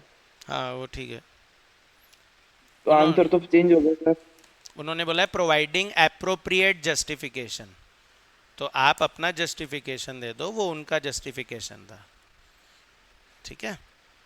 तो हम क्या बोले, एनपीवी क्यों अच्छा है? आप तो यही बोलोगे कि एन, पहले तो तीनों से आंसर दे दोगे कि इससे ही अच्छा, इससे ही अच्छा, इससे ही अच्छा, और लास्ट में बोलोगे कि एनपीवी क्यों अच्छा? क्योंकि वेल्थ मैक्सिमाइजेशन होता है उससे।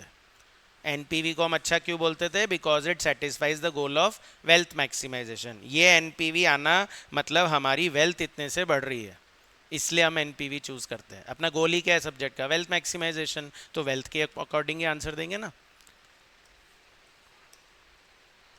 मतलब उनका भी जस्टिफिकेशन सही है तो लिखना पड़ेगा ना, जो भी आप बोल रहे हो उसके अकॉर्डिंग अपना जस्टिफिकेशन दो।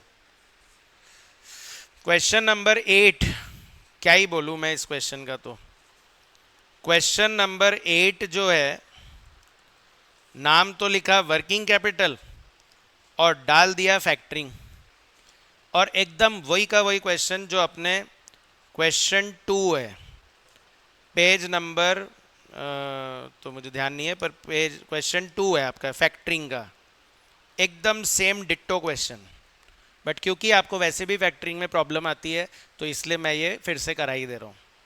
अ firm has total annual sales of 200 lakh 80%। 2 question और बचे स्टूडेंट। 8th क्वेश्चन जो है आपका फैक्टरिंग का है और 9th क्वेश्चन कैश बजट का है। अ फर्म हैज, 79। पेज 79।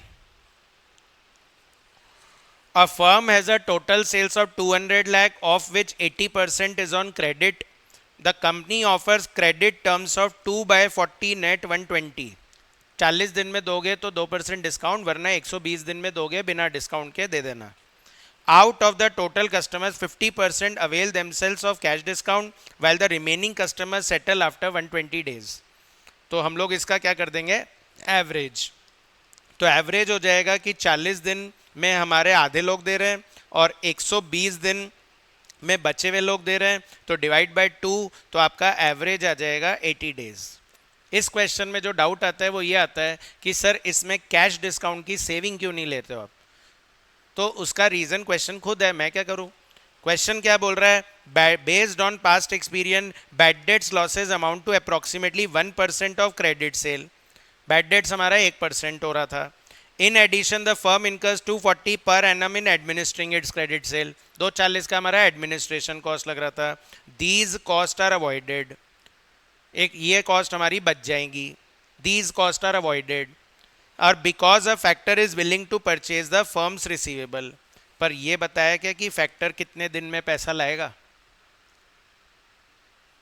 कितने दिन में लाएगा फैक्टर पैसा?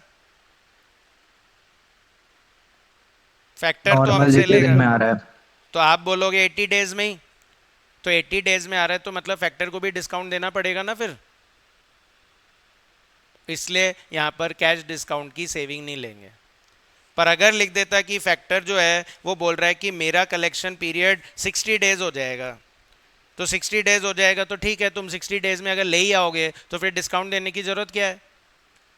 फिर हम कैश डिस्काउंट की सेविंग लेते हैं, ठीक है ना। तो यहाँ प्रॉब्लम यही है कि फैक्टर का अलग से कोई कलेक्शन पीरियड नहीं दिया हुआ है, तो हम मानेंगे सेम है, और सेम है तो मतलब डिस्काउंट तो इसको भी देना पड़ेगा ना।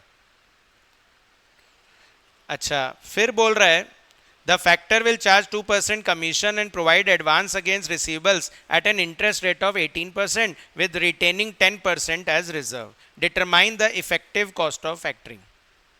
ठीक है, तो क्या करते थे हम लोग, पहले नेट एडवांस निकाल लेते थे।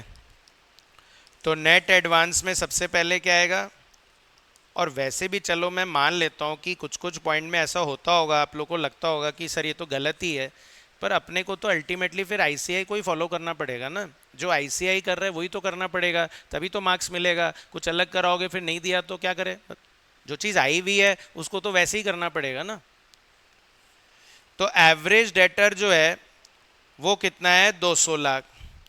तो 200 लाख का हम लोग कितना परसेंट करेंगे, मतलब कितना डेज करेंगे, 80%, और इंटू 80 अपॉन 360 लिखना भूल गए, ठीक है लिख लेना, तो एक 360 डेज इन अ ईयर। तो कितना आएगा स्टूडेंट्स ये, सर लिखा हुआ है।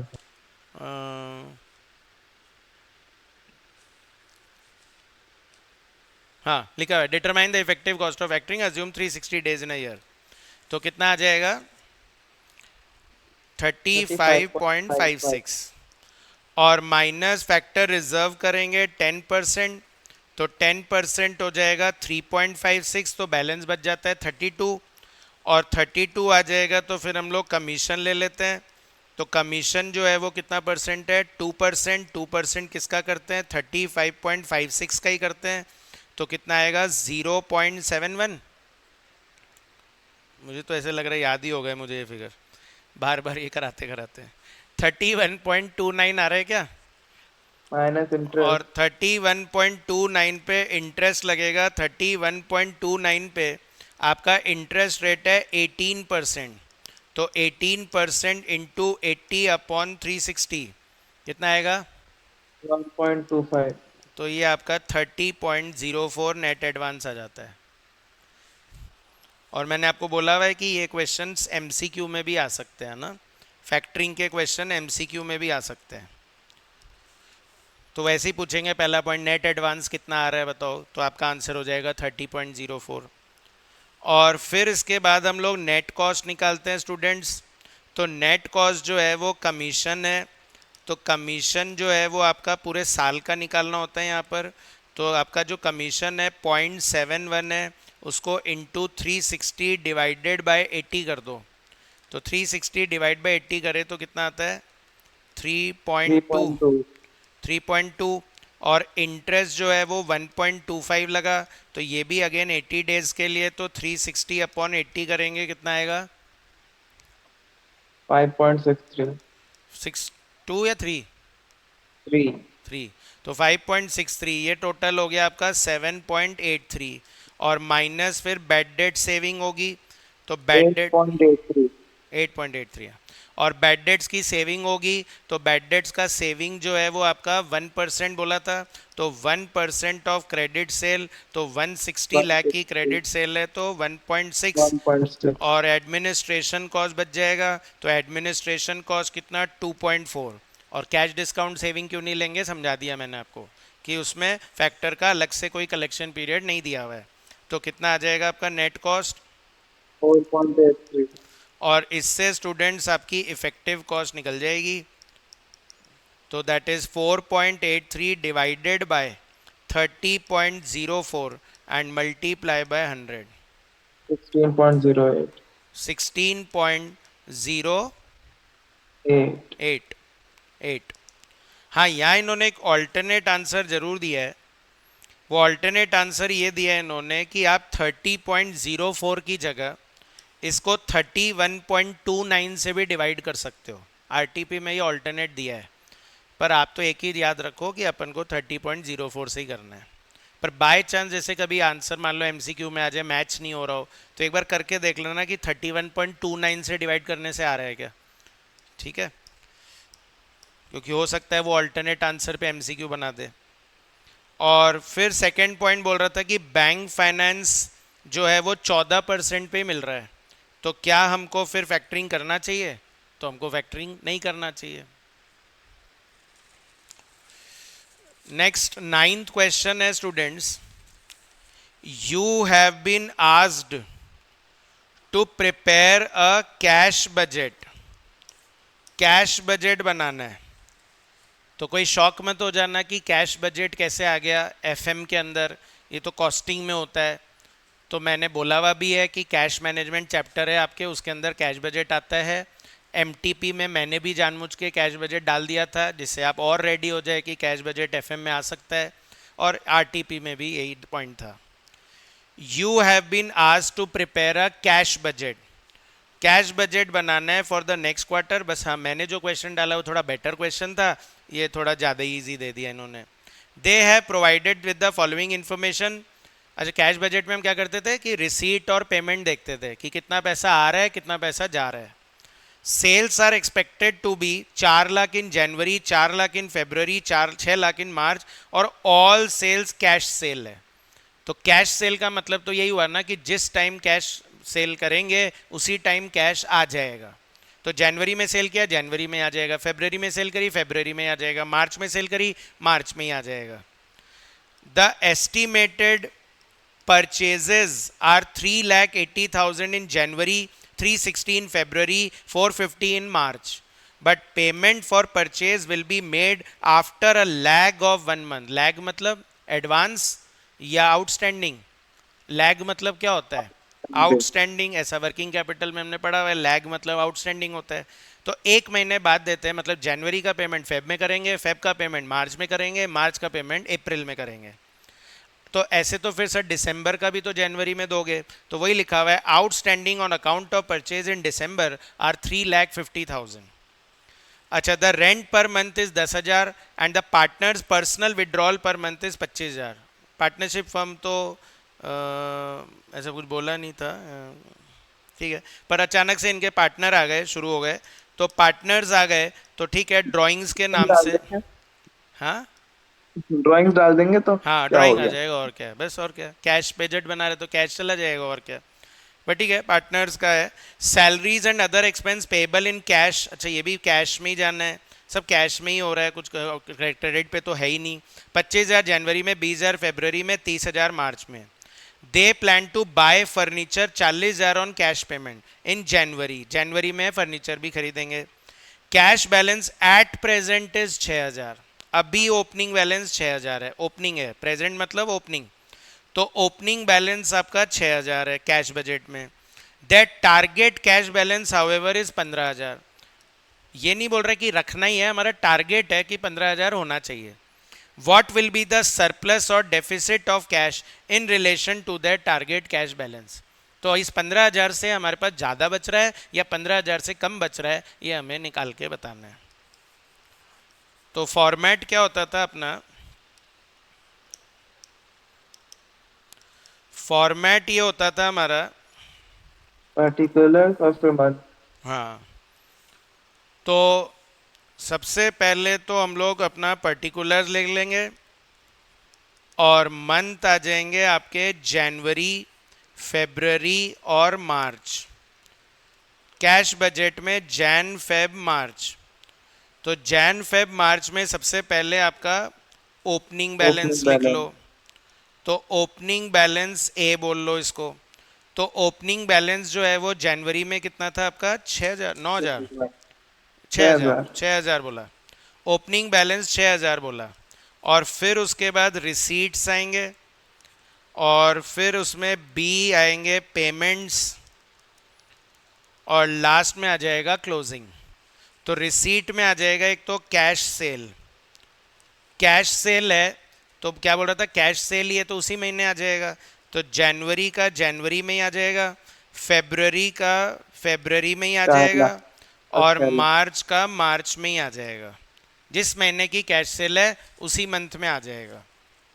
फिर परचेजेस के लिए बोला तो हमने परचेजेस का पेमेंट किया, तो परचेजेस का पेमेंट किया तो 3,80,000 जनवरी में, अच्छा 350 सॉरी लैग चल रहा था, तो दिसंबर का तो जनवरी में देंगे, दिसंबर का जनवरी में देंगे, और जनवरी वाले का फेब्रुअरी में देंगे, और फेब्रुअरी वाले का मार्च में पे करेंगे, क्योंकि 1 मंथ का लैग चल रहा है, 1 मंथ का लैग चल रहा है। ठीक है, और इसके अलावा रेंट देना है, तो रेंट कितना देना है स्टूडेंट, 10,000 रुपये पर 10,000 मंथ, तो 10,000 ध्यान से देखना, पर एनम नहीं लिखा हुआ आ जाए कहीं, पर एनम लिखे तो डिवाइड बाय 12 कर देना, क्योंकि हर महीने थोड़ी ना पूरे साल का दोगे। और फिर उसके बाद ड्राइंग्स बोली उन्होंने, तो अपन को तो कैश बजट बनाना है, तो इसलिए पैसा जा रहा है तो ड्राइंग्स भी लिखेंगे, तो बोल रहा है हर महीने 25,000 रुपये निकाल लेंगे, निकाल लो, हम कौन सा रोक रहे हैं। और फिर उसके बाद सैलरी, तो सैलरी जो है वो जनवरी में 25,000 है, और फेब्रुअरी में आपका 20,000 है, और मार्च में स्टूडेंट्स आपका 30,000 है। और फर्नीचर खरीदेंगे, तो फर्नीचर खरीदेंगे कौन से मंथ में, फर्नीचर खरीदेंगे 40,000 जनवरी में, 40,000 जनवरी में खरीदेंगे। तो पहले आप ए का टोटल लगा लीजिए, तो ए का टोटल हो गया आपका 4,06,000 4,06,000 आ गया। और फिर उसमें पेमेंट का टोटल लगाइए, टोटल बी 4.5 लाख 4.5 लाख, 4,35,000 तो क्लोजिंग बैलेंस आ रहा है, अच्छा अगले का भी बता रहे हो, 435 425 425 25 25, तो क्लोजिंग बैलेंस बताओ जनवरी का कितना आएगा, 44,000 44,000 नेगेटिव नेगेटिव, 44,000 नेगेटिव आ रहा है। 79,000 नेगेटिव। तो हमको रखना कितना था, 15,000, रखना कितना था हमको, 15,000। तो इसका मतलब ये हुआ कि हमको 15,000 रखना था, तो डेफिसिट हो गया यहाँ पर कितने का, 59,000 का। 15,000 का तो टारगेट था और 44 का नेगेटिव आ रहा है, तो मतलब अपन कितना डेफिसिट चल रहे हैं अपने टारगेट से, 59,000 का डेफिसिट चल रहा है। ठीक है, अच्छा ये 44 अगली बार का क्या बन जाता है, ओपनिंग बन जाता है, और ओपनिंग बन जाता है तो ये रिसीट का टोटल कितना हो गया, 3,56,000, और 356 में से 435 माइनस करिए, 79,000 79,000 का क्लोजिंग आ जाएगा। तो अपना डेफिसिट कितना हो गया, 94,000, 15,000 कम है पहले ही, और 79 नेगेटिव और चल रहा है, तो 94,000 का डेफिसिट हो गया। और फिर ऐसे ही ये 79,000 ओपनिंग बन जाता है, और 79 ओपनिंग बन जाता है, तो 5,21,000 521, और पेमेंट 425 माइनस करिए, 96,000 96,000, और 15,000 ही तो रखना था, तो 81,000 का सरप्लस चल रहा है, सरप्लस चल रहा है। तो हमने डेफिसिट को माइनस में दिखा दो तो सरप्लस पॉजिटिव हो जाएगा। आया ये क्वेश्चन सबको,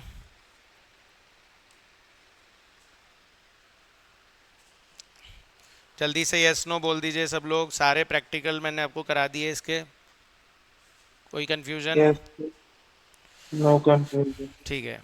अच्छा अब बात आती है सर थ्योरी की, सर एफएम की थ्योरी का क्या करना है। तो देखिए काफ़ी चैप्टर्स में तो जहाँ जहाँ मुझे इंपॉर्टेंट लगा है मैंने आपको थ्योरी ऑलरेडी पढ़ा रखा है, ठीक है। इसके अलावा आपके स्टडी मैट में स्टडी मैट में, स्टडी मटेरियल में फर्स्ट चैप्टर है और सेकंड चैप्टर है, इनसे भी थ्योरी क्वेश्चन आते हैं। और ये है आपके अराउंड 40-40, 50-50 पेज के चैप्टर, और इसमें से 4 मार्क्स के क्वेश्चन आते हैं, मतलब एक चैप्टर से एक 4 नंबर का क्वेश्चन आता है। तो अगर लग रहा हो कि एसएम हमारी हो गई है तो फिर आप ये करने में जाइए, अगर लग रहा है एसएम नहीं हुई है तो पहला टारगेट एसएम करना ही है आपका। स्टिल आपके आरटीपी में जो 2-3 क्वेश्चन आए वो मैं आपसे डिस्कस कर लेता हूँ कि आरटीपी में जो क्वेश्चंस है वो क्या बोल रहे हैं। तो 10th क्वेश्चन जो है वो बोल रहा है कि PQR limited expanded it's business by purchasing new machine and increasing production. However, due to poor financial planning, the company is facing cash shortages, rising expenses, and difficulty managing its working capital. The management is now focusing on better budgeting, cost control, cash flow 5-10 minute sir और हाँ ठीक है, and cash flow management. In light of the above case, explain the importance of financial management. क्या बताना है हमें? Importance बताना है फाइनेंशियल मैनेजमेंट का, and how it helps a business achieve growth, profitability and financial stability. कि ये financial management कैसे हेल्प करता है हमें हमारी ग्रोथ बनाने में, प्रॉफिट बनाने में, फाइनेंशियल स्टेबिलिटी बनाने में। तो बेसिकली पूरी एफएम पूछ ली है इसने कि पूरे एफएम बता दो, एफएम क्या होती है। तो हम क्या बोलेंगे, एफएम में हमने क्या सीखा कि वर्किंग कैपिटल जो है वो हमें ऑप्टिमम रखना चाहिए, ना ज़्यादा होना चाहिए ना कम होना चाहिए। हमने पढ़ा कि कैपिटल स्ट्रक्चर रेस करनी है। कैपिटल स्ट्रक्चर अच्छी रखनी चाहिए, है ना, कि जिससे कॉस्ट कम से कम आए। और इसके अलावा हमने पढ़ा कि हमें फिक्स्ड एसेट में पैसा लगाने से अवॉइड करना चाहिए, हमें कैश बैलेंस प्रॉपर मेंटेन करना चाहिए, ठीक है। हमें डेटर्स जो है वो बहुत ज़्यादा ओवर एक्सेसिव डेटर्स नहीं रखने चाहिए, जिससे कि हम लोग का अपॉर्चुनिटी कॉस्ट ना बढ़ जाए। यही सब आपको इसमें आंसर में लिखना है। टैक्स प्लानिंग करवाते हैं, लिवरेज का बेनिफिट सिखाते हैं, यही सब इसमें लिख दो जनरल आंसर। और सर एकदम आप एक काम करो, ये वाला क्वेश्चन छोड़ो, आप वो करो, आपके जो FLT2 का फैक्टर वाला सवाल था वो भी करा दो एक हाथ लगे हाथ। 22 का FLT2 का जो फैक्टर वाला अच्छा क्वेश्चन था वो भी करा दो, आपको भेज दिया मैंने व्हाट्सएप पे, इसको छोड़ो सर आप। ऐसा है कि आज तो देखो अभी मेरी क्या है, आगे क्लास है, मैं करवा दूंगा, मना नहीं कर रहा। तो अब मैं आपको आगे का प्लान बता देता हूँ मेरा क्या है। आगे के प्लान मेरे ये है कि एक तो मुझे आपको कॉस्ट की आरटीपी करानी है, ठीक है ना। एक बार ये एंड कर देता हूँ।